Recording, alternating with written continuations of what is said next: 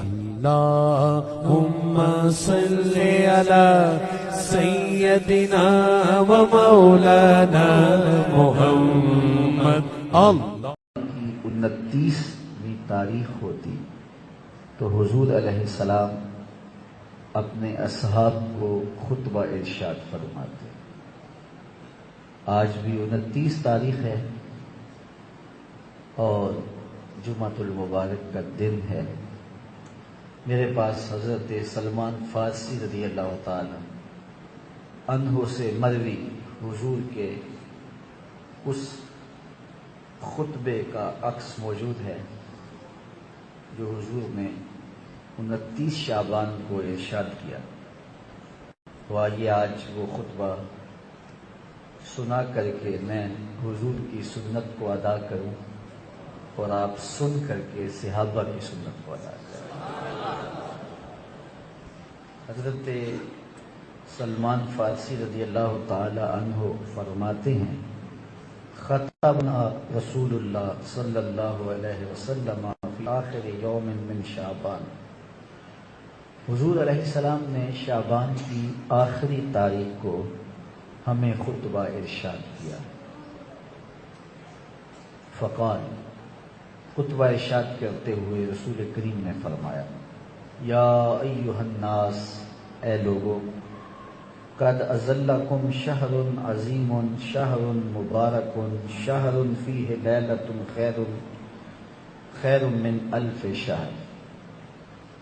اے لوگو، تمہارے پاس ایک عظیم مہینہ سایہ فگن ہونے والا ہے، جلوہ فراز ہونے والا ہے، تشریف لانے والا ہے. رحمت کی چھاؤں بن کے تمہارے اوپر سایہ کرنے والا ایک مہینہ آ رہا ہے جو بہت ہی عظمتوں کا حامل ہے. شہر مبارکون، یہ برکت والا مہینہ ہے. شہر فیہ لیلۃ خیر من الف شہر، اس مہینے میں ایک ایسی رات ہے جو 1000 مہینے سے بہتر ہے. لیلۃ القدر 1000 مہینوں سے بہتر ایک رات اس امت کو دی گئی. 83 سال 4 ماہ بنتے ہیں. 83 سال 4 ماہ مسلسل کوئی بندہ عبادت کرتا رہے اور ایک لیلۃ القدر کا قیام کر لے، یہ قیام ان 83 سال 4 ماہ کی عبادتوں سے پھر بھی افضل ہے.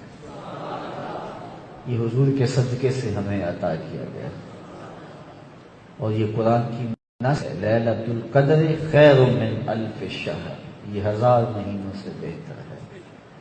تو کہا اس میں وہ بابرکت رات ہے جو 1000 مہینے سے بہتر ہے. جعل اللہ صیامہ فریضہ، اللہ نے اس مہینے کے روزوں کو فرض بنایا. وقیام لیلۃ تطوعا، اور اس مہینے کی راتوں کو نفل بنایا. حضرت ابو ہریرہ رضی اللہ تعالیٰ عنہ سے روایت ہے، میرے حضور نے فرمایا من صام رمضان ایمانا و احتسابا غفر له ما تقدم من ذنبہ. جس نے ماہ صیام کے روزے رکھے ایمان کے ساتھ اور محاسبہ نفس کے ساتھ، اللہ اس کے پچھلے سارے گناہ معاف فرما دیتا. ومن قام رمضان ایمانا و احتسابا غفر له ما تقدم من ذنبہ. اور جس نے رمضان المبارک کی راتوں میں قیام کیا، تراویح ادا کی، اللہ اس کے بھی پچھلے سارے گناہ معاف فرما دیتا. ومن قام لیلۃ القدر ایمانا و احتسابا غفر له ما تقدم من ذنبہ. اور جس نے لیلۃ القدر کی رات کو قیام کیا، اللہ اس کے بھی پچھلے سارے گناہ معاف فرما دیتا ہے. تو یہ رحمتوں بڑا مہینہ ہے.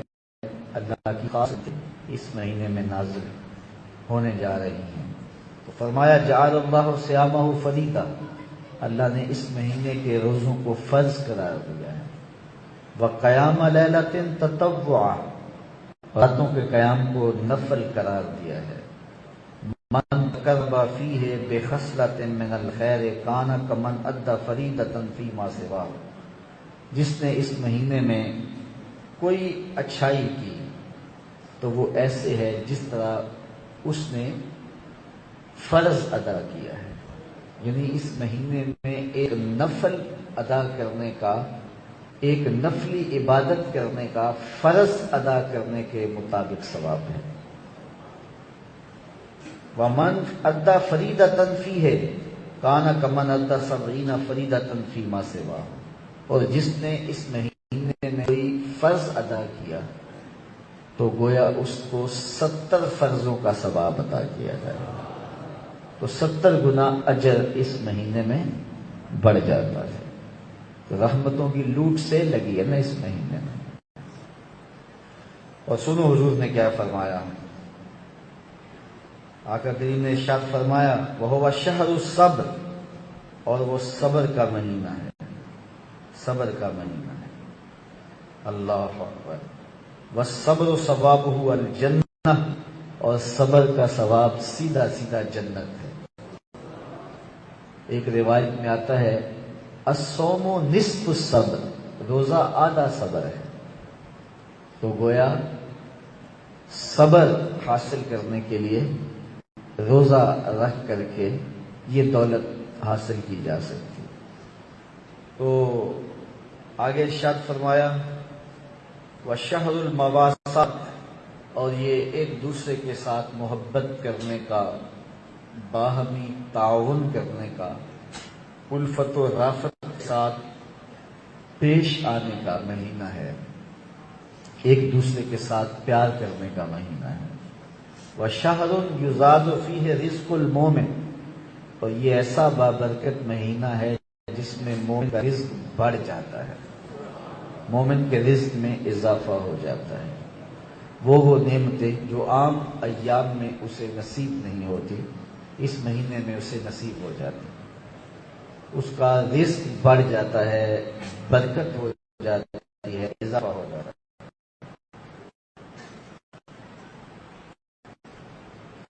كَانَ لَهُ مَغْفِرَةً لِذُنُوبِهِ وَأُوتِيَ رَغْبَتَهُ مِنَ النَّارِ، جس نے اس مہینے میں کسی روزہ دار کا روزہ افطار کروایا، كَانَ لَهُ مَغْفِرَةً لِذُنُوبِهِ، اللہ اس کے گناہوں کو معاف فرما دے اور اس کی گردن کو جہنم کی آگ سے آزاد کر دے۔ یہ برکت ہے اس مہینے میں کسی کو روزہ افطار کروانا۔ اللہ اکبر، کتنی بڑی برکت ہے اور کتنی بڑی رحمت۔ وَكَانَ لَهُ مِثْلُ أَجْرِهِ مِنْ غَيْرِ أَنْ يَنْتَقِصَ مِنْ أَجْرِهِ شَيْئًا، اور اس کو روزہ رکھنے والے جتنا اجر ہی نصیب ہوگا، جس نے بھوک کاٹی، جس نے پیاس کاٹی، جس نے گرمی کی شدت کاٹی، جس نے سارا دن بھوکے سے رہ کے روزہ رکھا، جتنا ثواب اس کو ملا ہے، اس کے ثواب میں کمی کیے بغیر اتنا ہی ثواب اللہ تعالیٰ جل شانہ اس کو عطا کرے گا جو روزہ افطار کروائے گا۔ یہ اس کی کرم نوازیاں۔ اللہ اکبر۔ یا رسول اللہ صلی اللہ علیہ وسلم لیسا کلنا نجد ما نفطر بہ الصائم، کہتے ہیں ہم نے حضور کی بارگاہ میں عرض کی، حضرت سلمان فارسی کہتے ہیں حضور ہمیں سے سارے لوگ تو یہ استطاعت نہیں رکھتے کہ وہ کسی کو روزہ افطار کروائیں، یہ تو پھر عمرا ہی بازی لے جائیں گے کہ وہ روزہ افطار کروائیں گے، تو ہم لوگ تو جو اس قابل نہیں ہیں، غربا ہیں، وہ تو پھر کسی کو روزہ افطار کر کے یہ والا ثواب نہیں کما سکیں گے۔ تو جب حضرت سلمان فارسی نے یہ کہا تو رحمت عالم نے کیا جواب دیا، سنیے۔ اللہ اکبر۔ فقال رسول اللہ صلی اللہ علیہ وسلم، حضور نے ارشاد فرمایا یؤتی اللہ ھذا الثواب من فطر صائما علی مزقۃ لبن او تمرۃ او شربۃ من ماء، فرمایا کہ اللہ تعالیٰ یہ ثواب اسے بھی عطا کرے گا جو دودھ کے ایک گھونٹ سے، ایک چوہارے یا کھجور سے یا پانی کے ایک گلاس سے کسی کو افطار کروائے، اللہ اسے ثواب عطا کرے۔ اس نے نلکے سے، کنویں سے، چشمے سے پانی بھر کے دے دیا کہ لو روزہ کھول لو، جاتے جاتے ہاتھ میں کھجور دے دی کہ سائیں میری کھجور سے روزہ کھول لینا، اس نے بکری دو رہا تھا تو اس نے ایک گھونٹ دودھ کا اسے پلا دیا.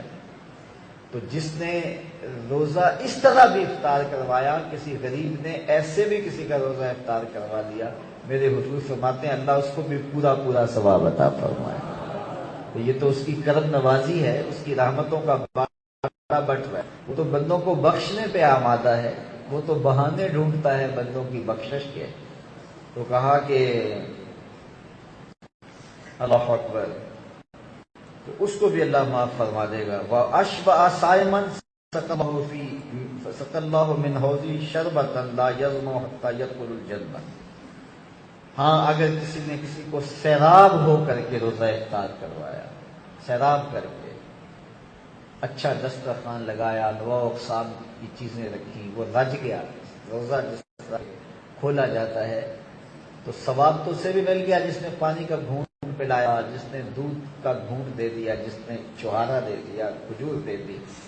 لیکن جس نے اس کو رجایا، اس کو خوب سیراب کیا، تو میرے مصطفیٰ کریم کہتے ہیں سَقَى اللَّهُ مِنْ حَوْضِي شَرْبَةً، اللہ میرے کوثر سے، میرے حوض کوثر سے اللہ اس کو جام کوثر عطا کرے گا. لا یظمأ حتی یدخل الجنہ، 50,000 سال کے دن میں اس کوثر کے نام پینے کے بعد اس کو پیاس نہیں لگے حتی جنت میں چلا جائے گا.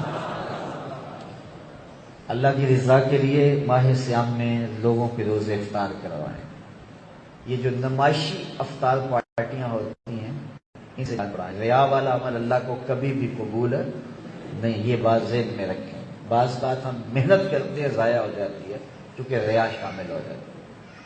حضرت امامہ الباہلی رضی اللہ تعالی عنہ حضور سے پوچھا، حضور ایک بندہ جہاد کرتا ہے اور اس کا مقصد اعلاء کلمۃ الحق ہے، اللہ کے نام کے جھنڈے کو اونچا کرنا ہے، لیکن وہ سوچتا ہے کہ چلو میرا نام بھی تو ہو ہی جائے گا، تو کیا اس کو اس کے اس عمل کا ثواب ملے گا؟ قربانی دی ہے، جان والی ہے.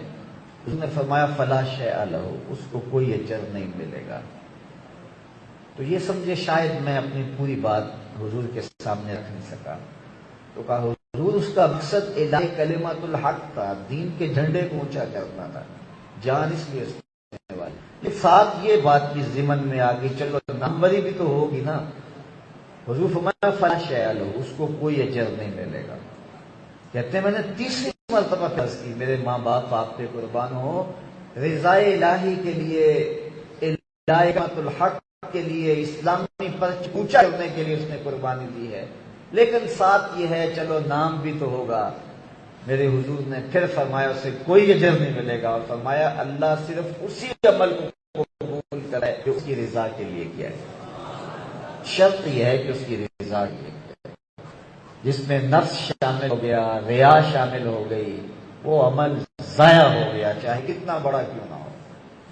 جان قربان کر دینا چھوٹا ہے لیکن برباد ہو جائے گا عمل اگر رضا الہی کے علاوہ اپنا آپ شامل کر. اسی لیے حضرت علی المرتضیٰ رضی اللہ تعالیٰ عنہ نے تھوکنے والے کو چھوڑ دیا، کہا اب میں تجھے رضا الہی کے لیے قتل کرنا چاہتا تھا، میرا نفس بھی ساتھ شامل ہو گیا، میں تمہیں قتل نہیں کر سکتا.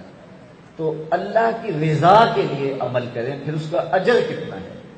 تو یہ نمائشی افطاریاں، بعض لوگ تو ایسے لوگوں کی افطاری بھی کرواتے ہیں جن کے میں یقین ہوتا ہے کہ انہوں نے روزہ نہیں رکھا ہوا، تو ان کو بھی بلا کر کے نمائش کی جاتی ہے کہ ہمارے گھر میں دیکھو کتنے بڑے بڑے منصب دار اور عہدے دار آئے ہیں. اللہ کے ساتھ دھوکہ کرو، اللہ کے ساتھ دھوکہ کر نہیں سکتا، وہ اپنے ساتھ دھوکہ ہے. تو اللہ کے لیے کام کرو، وہ محض اس کی رضا کے لیے کرو، بس بات ختم.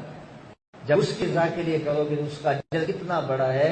اس کی رضا کے لیے ایک گھونٹ پانی پلا دیا، ایک گھونٹ دودھ دے دیا، ایک چھوارا کسی کو دے دیا، اجر کیا ہے؟ پچھلے گناہ معاف. کتنا بڑا اجر ہے، اللہ اکبر. لیکن قربانی دی، جان دی، رگوں کا خون نچڑ گیا راہ خدا میں، لیکن یہ تھا میری ناموری ہوئی، تو یہ سب کچھ برباد.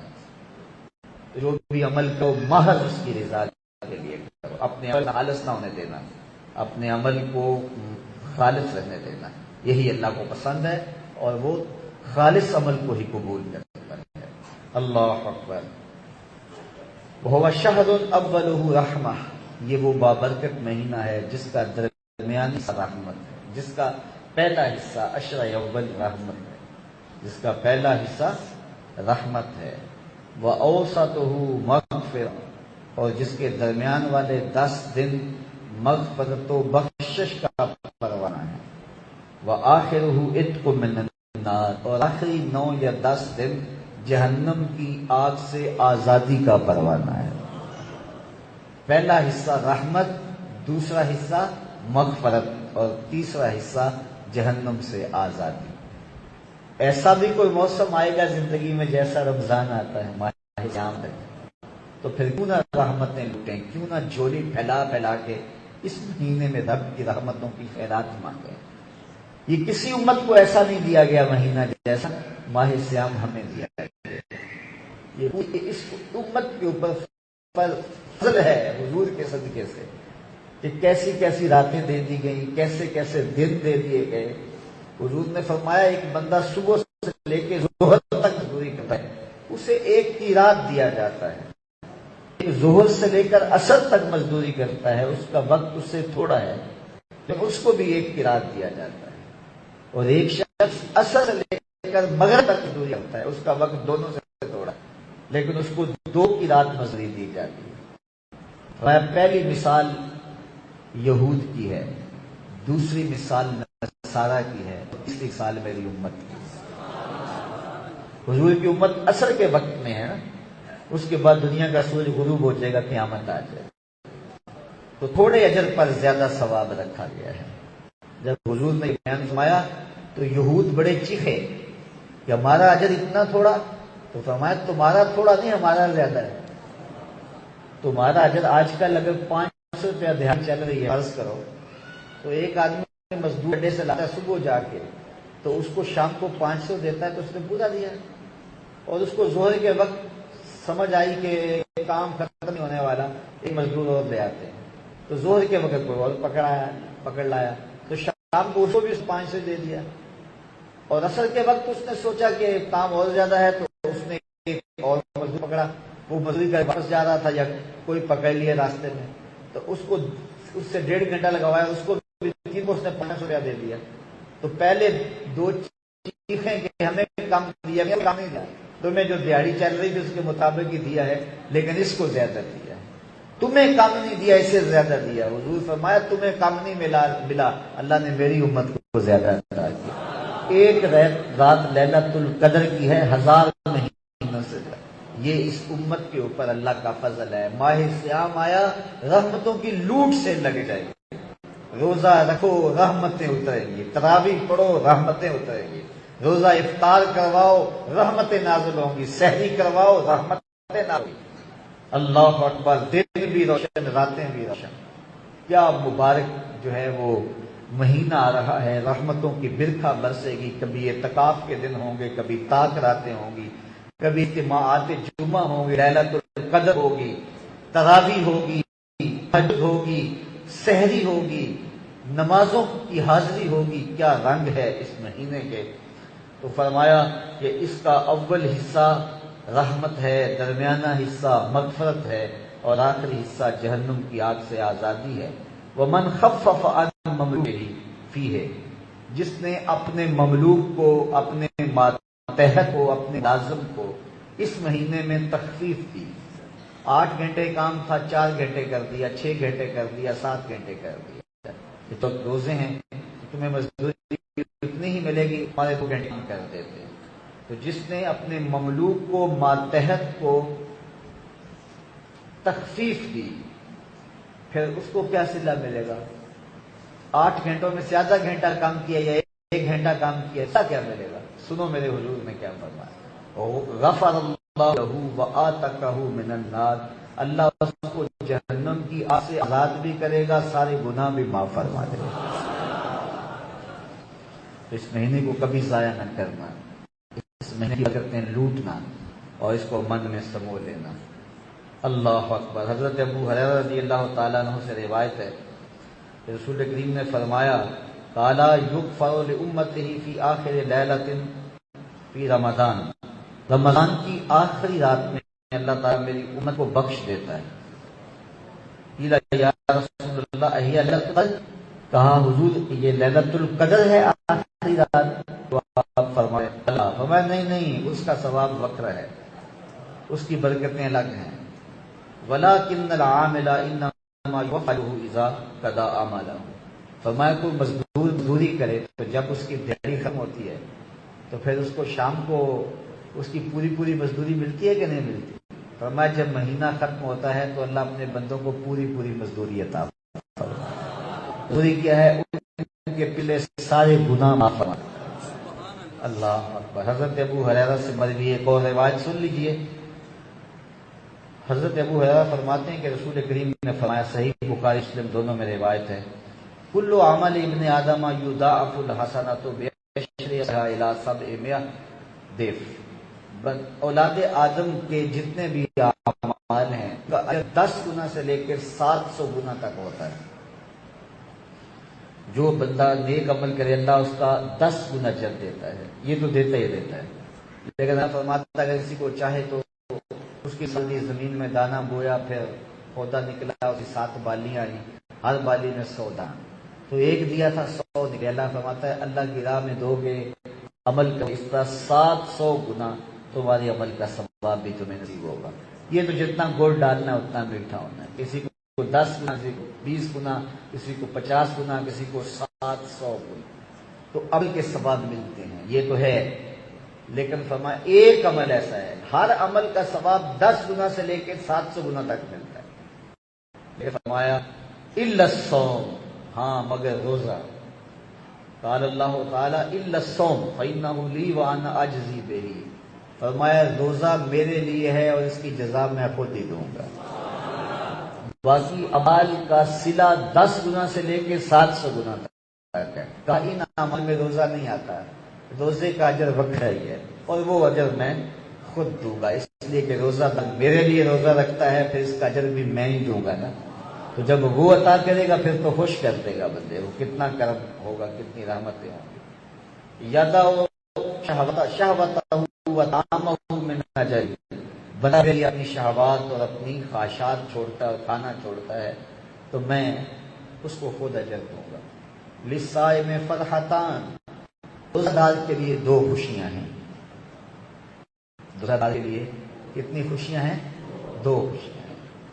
فرحۃ عند فطرہ، ایک خوشی اسے تب ملتی ہے جب روزہ کھولتا ہے، سارے دن کی بھوک اور پیاس کاٹی، اور کتنا مشکل گرمی والا ہوتا ہے، وضو بھی کیا تو بچ کے حلق سے نیچے کو قطرہ اتر نہ جائے۔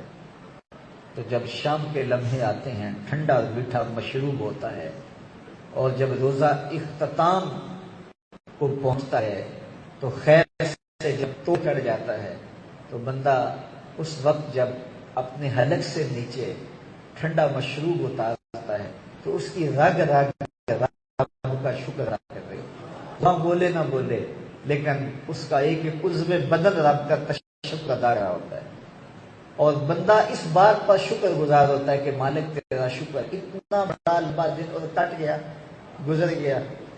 عمومی طور پہ جو لوگ شوگر کے مریض ہوتے ہیں یا دیگر امراض میں مبتلا ہوتے ہیں تو ان کے لیے روزہ بڑا مشکل ہوتا ہے، تو ڈاکٹر کہتے بھی ہے کہ آپ نہ رکھیں، لیکن رمضان المبارک میں روزہ چھوڑنا کوئی آسان کام ہے؟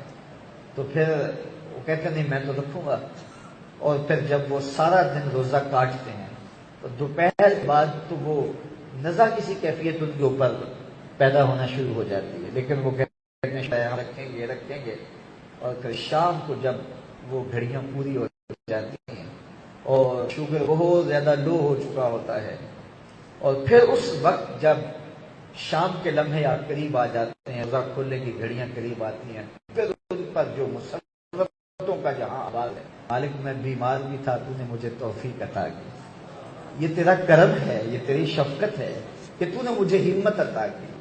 تو پھر جب وہ روزہ کھولتا ہے اور حلق سے نیچے اترتا ہے اور اس کے کلیجے میں جگر میں ٹھنڈ پڑتی ہے، اور یہ تشکر اور یہ احساس اسے جو ہے وہ فرحت دیتا ہے، اتنا لمبا تپتا دن تھا، اتنی شدت کی گرمی تھی، میں مریض تھا، لیکن شکر ہے کہ میرا روزہ اختتام کو پہنچا۔ تو اس وقت جو خوشی ملتی ہے اس خوشی کو لفظوں میں بیان نہیں کیا جا سکتا۔ فرمایا روزہ دار کو یہ خوشی تب ملتی ہے جب وہ روزہ کھولتا ہے۔ دوسری خوشی کب ملتی ہے؟ وَفَرْحَةٌ عِنْدَ لِقَاءِ رَبِّهِ، دوسری خوشی تب ملے گی جب روزہ دار کے لیے رب اپنے رخ پہ نظر سے ہٹا دے گا کہ تو نے میرے لیے روزہ رکھا، آج ہی بھر کے میرا دیدار کر دیا۔